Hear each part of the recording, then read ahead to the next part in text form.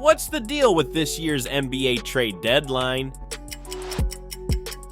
That's the sound of the clock winding down and the NBA trade deadline growing closer and closer. This one right here, the three-team blockbuster trade, finalized late Saturday night. Every year around this time, the entire league is abuzz with rumors and speculation about players, teams, and big changes that could shake up the NBA. We just saw a monster trade with Luka Doncic coming to the Los Angeles Lakers in a move that left a ton of jaws on the floor. But what's next? What other teams could pull the trigger on shocking deals that will shake things up and change the rest of the season? The truth is, we don't know what will happen, but here are a few possibilities. It's going to be a wild week. Let's start with the Warriors. Once the biggest dynasty in the league, Golden State is looking rusted right now. So one thing is abundantly clear. The Warriors want to do something big before the deadline. The team is in bad shape right now, and if the playoffs started today, they wouldn't even qualify for the play-in tournament. That simply will not do for Steph Curry and his crew, so the front office is dreaming up some great trades that could improve their place in the standings. Recent reports have said the Warriors are calling about literally every single all-star in the NBA. Now, that doesn't mean they will get another A-list player, but they are obviously swinging for the fences. In the summer, they made only minor adjustments, adding players like Buddy Hield and Kyle Anderson. At the start of the season, that seemed to do the trick, but the team has slid in the standings, and now they aren't interested in half measures. Curry comes free, gets the ball, puts up a three-pointer, bang! Steph Curry!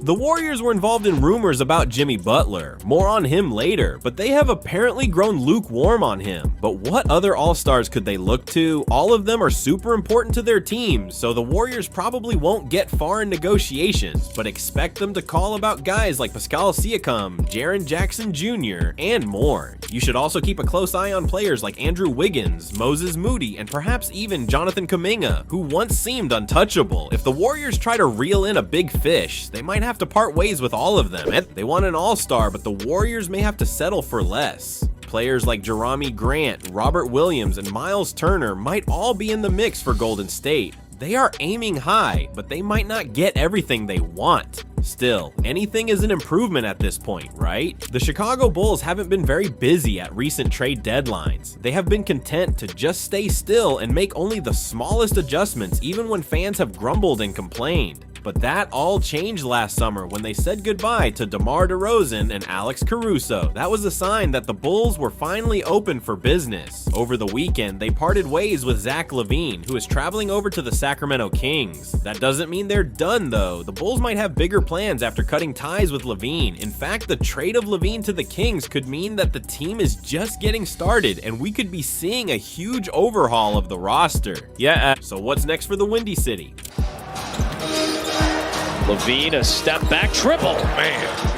One thing is for sure, Lonzo Ball will probably be gone, but because of his injuries, he isn't worth a lot, and you shouldn't plan for the Bulls to get more than a few draft picks in exchange for him. But those picks could be used in other trades, which might ultimately help them a lot. What if the Bulls get crazy and try to get a guard like Trae Young from the Atlanta Hawks? Pairing Young with Nikola Vucevic could be a brilliant move that finally gets the Bulls out of mediocrity. The team is likely going to focus on its backcourt, someone who can play well with Josh Giddey and also find Vucevic in the paint for some well-timed lobs. The Bulls have reportedly looked at Bradley Beal of the Phoenix Suns, but his no-trade clause means he will only move to the team he wants to play for, and reportedly, he doesn't want to play with the Bulls. But Chicago could take advantage of his skills and plethora of experience. Can they persuade him to waive his clause and come over? Trying to convince someone to move to Chicago in the winter is a pretty tough task, especially when they are nice and comfortable in Phoenix. To be honest, the Bulls need to get better in a number of ways, so anything could be on the table for them. They have shown that they are finally ready to take calls and make trades. It's just a matter of seeing how much they want to blow up their roster and start a new chapter. Pretty much anyone in the lineup could be traded, and the Bulls might be looking completely different after the deadline, but maybe that's for the best. The Phoenix Suns want Jimmy Butler. They want him badly, but will they get him?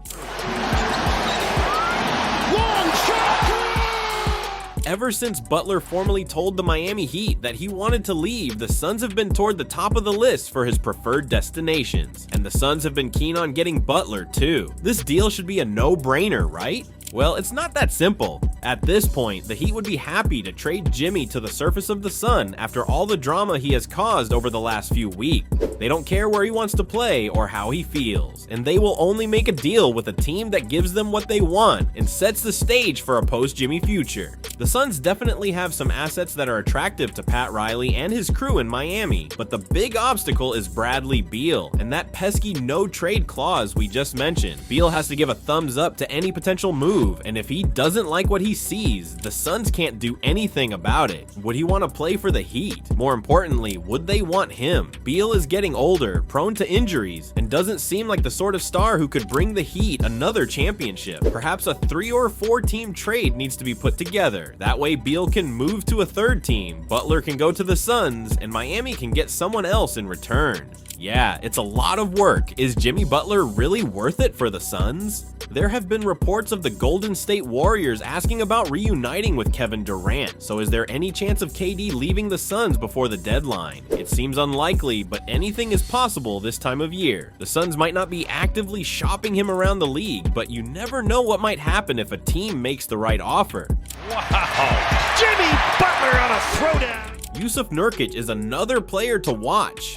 The Suns definitely want to let him go. They don't even have him in the rotation anymore, but he isn't in demand across the league, so the Suns will have a tricky time moving him too.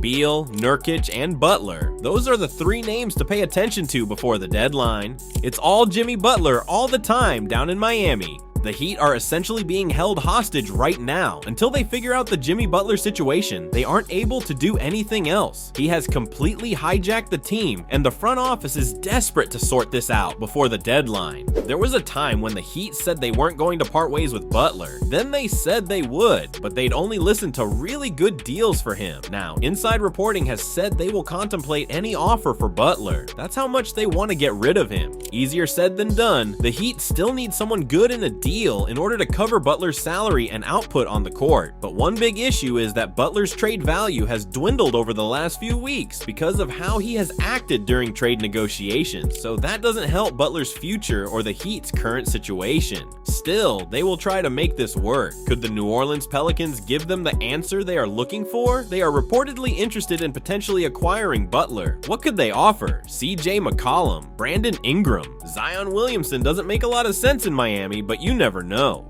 Or on the court playing against the New York Knicks, you should keep your mouth shut. The Milwaukee Bucks have been seen as a dark horse to acquire Jimmy, but what would they send in exchange? Chris Middleton and Bobby Portis might be enough to intrigue the Heat, but would they ask for more than just that? Maybe throw some draft picks in the mix as well. That could help the Heat prepare for their next chapter. Remember, Jimmy wants to play for a postseason contender, a team that can win now. But also remember that the Heat don't really care what he wants. They are going to focus solely on their path ahead and disregard any demands from Butler. The days of them appeasing him are long gone, and this is the end of the road.